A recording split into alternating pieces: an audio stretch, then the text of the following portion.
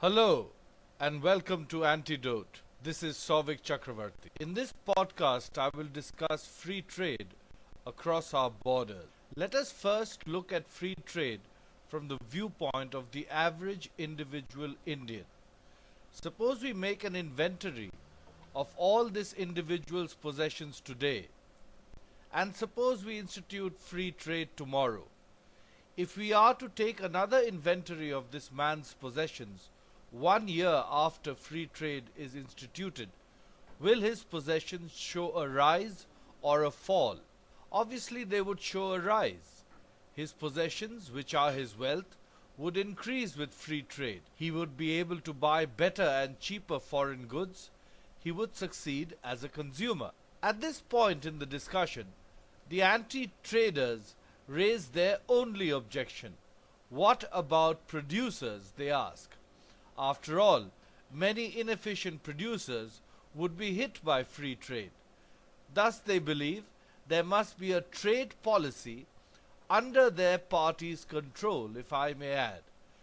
This is a totally false argument. Let us proceed to discuss this error at various levels. In the first place, we are all producers as well as consumers. Our undivided self is such. We are technically schizophrenic. Ourselves are divided if we look upon our existence only as producers. Indeed, the purpose of production is exchange in order to consume what others produce. We hurt ourselves most deeply if we think of ourselves only as producers and neglect to think of ourselves as consumers. Indeed, if we omit the in-between act of producing, we can say that the purpose of life is consumption, as is true for all other animals like the tiger or the elephant. Now, we can have policies tailored to suit us as producers, or we can have policies to suit us as consumers. My question is, which kind of policy is in the larger national interest? If we have producers' policies and ban imports of everything, because any importation would surely hurt one producer or the other, there will be no imported goods in any shop.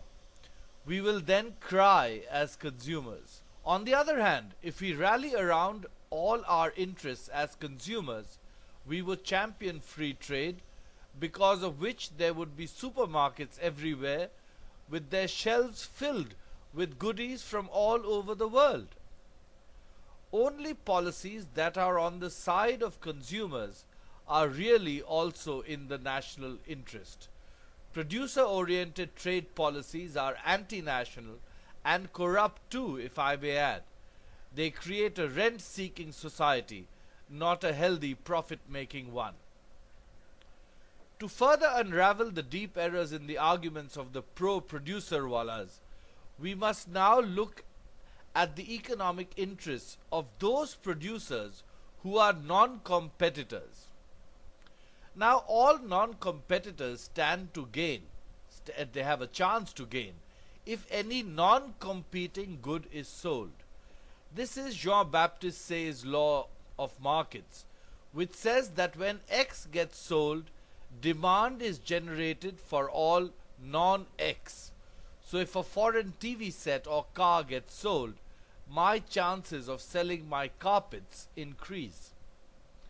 Say's law therefore does not look at all producers as one, with a common economic interest.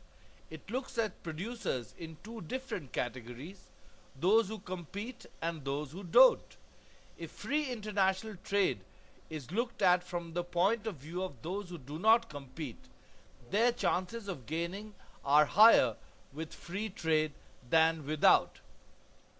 And there are many who do not directly compete with imports. Further, even those who compete with imports, like let's say Kingfisher beer, stand to gain if non-competing imports are sold. Kingfisher's chances of finding customers rise when foreign cars, televisions, etc. are sold in India. Thus, the markets hum with catalytic activity when there is free trade, and this increases demand for all domestic producers too. This was the fatal error in India Inc.'s protectionism. They understood Say's law to be supply creates its own demand, and this prompted them into championing a protectionist Keynesian economy, with government spending being the chief source of demand, not consumer spending, government spending. With every producer protected from imports, there was zero catalytic activity in markets.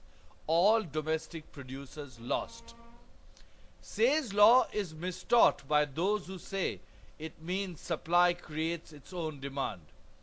But the supply of apples does not constitute the demand for apples.